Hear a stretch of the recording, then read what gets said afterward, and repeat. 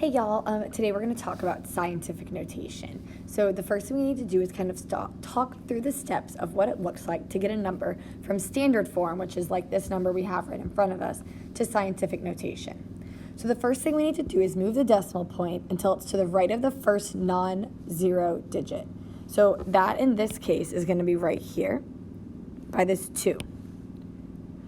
The next thing we need to do is count the number of decimal places that we moved and the direction that we moved in. So we're going to go 1, 2, 3, 4, 5, 6, 7, 8.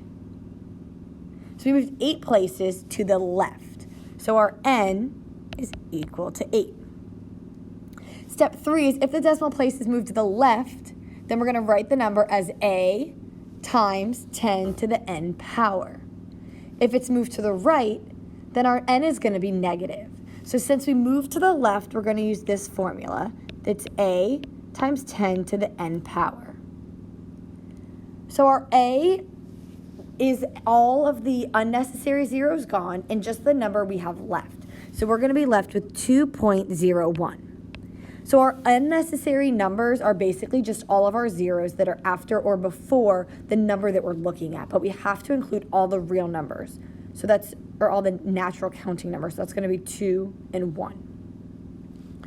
So 2.01 times 10, and then we said what? That our n was 8. So we're going to have 2.01 times 10 to the 8th. Now let's look at one where we go the other way.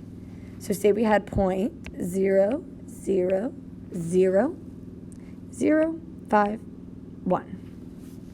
Now where does our decimal need to go? Right between this 5 and this 1. Now we're moving to the right, so we're going to use this, a times 10 to the negative n. And here we go. 1, 2, 3, 4, 5. So our n is 5, and then make sure we keep it negative. A is 5.1. times 10 to the negative 5. And that is how we convert between standard form, this number and this number being our standard form, to scientific notation. Now we're going to move over here, and we're going to do the opposite. So now how do we go from scientific notation to standard form? Well, we're going to start with this number. So 6.32 times 10 to the 9th. So we start 6.32, so we know we have 6, 3, and 2, and then we're moving to the right. If n is greater than 0, then we're moving to the decimal point n places to the right. If n is less than 0, then we're moving the decimal point negative n places to the left. So since we have a number that's greater than 0, we're moving our decimal places n, which is 9, to the right. So we're starting here. 1, 2, 3, 4, 5, 6, 7, 8, 9. So what do we fill in here? We need to fill in with zeros. So 1, 2, 3, 4, 5, 6. Let's rewrite our number. 6, 3, 2 was 6 zeros. 2, 3, 4, 5, 6. Afterwards. And then let's count and make sure we did this right. So 1, 2, 3, 4, 5, 6, 7, 8. That's only 8. And what do we need? We need a 9. So then we just need to go back over here and add another 0. Now that we've written this, we can go back. Maybe we can erase this line the best we can. And then we can add commas to make our number kind of easily readable by us.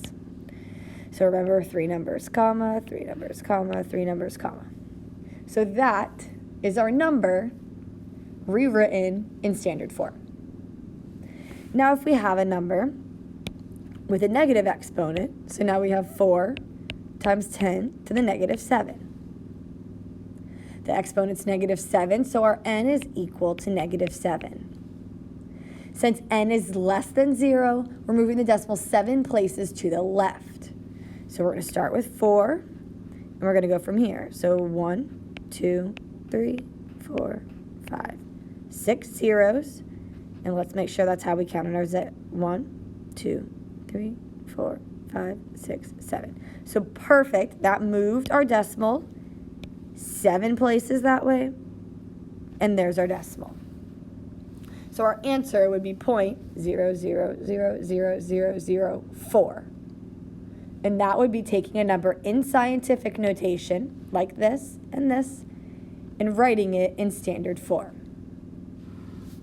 Now, once we know how to do that, we can multiply and divide within scientific notation. So say we have 3.5 times 10 to the negative 3 and 7 times 10 to the 5th. The first thing that we need to do is combine our numbers and then combine our numbers that have exponents. So that we can just do with the associative property. So let's do 3.5 times 7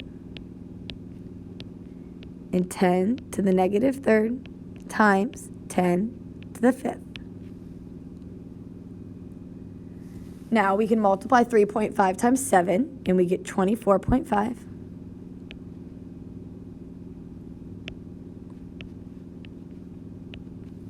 And then we can use what we learned about multiplying exponents to solve this.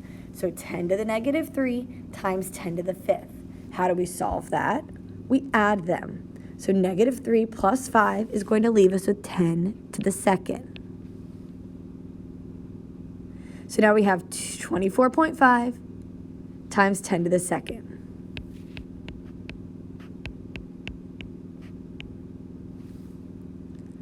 Now, what do we notice about this? Because it's not technically in the scientific notation form that we need.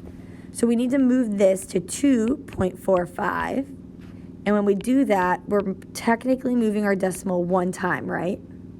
So we're doing 2.45 times 10 to the 1st. And then we're multiplying this times 10 to the 2nd. We can add our exponents again. 10 to the 1st plus 10, or times 10 to the 2nd would be 10 to the 1 plus 2. So our final answer would be 2.45 times 10 to the 3rd if they wanted it in scientific notation. Or we could multiply it out to 2,450. And that's how we can multiply within scientific notation. Now we can also divide within scientific notation. So if we have 3.066 times 10 to the 8th over 7.3 times 10 to the 3rd. So we can split this and we can divide our numbers, and then we can also divide our exponents. When we're dividing exponents, we have 10 to the 8th divided by 10 to the 3rd. Do you remember what we do? We subtract, right? So we're going to do 3.066 divided by 7.3, and that gives us 0.42. Then we're going to multiply that by 10 to the 8 minus 3. So 0.42 times 10 to the 5th is where we're at the moment. The next thing we need to do is make that a number like we know that we need to in scientific notation. So that's after our first whole number. So that's 4.2. Now we have 4.2 times 10 to the negative 1 because we moved our decimal to the right. And then we still have times 10 to the 5th. Now we can add our exponents. So we have 4.2 times 10 to the negative 1 plus 5, right? Which leaves us with 4.2 times 10 to the 4th. If we multiply that out to make it standard form, we would have 42,000. And that is how we divide exponents. So multiplying, dividing exponents, and then converting between scientific notation and standard form. That's the main things that we need to know for Algebra 1 about scientific notation.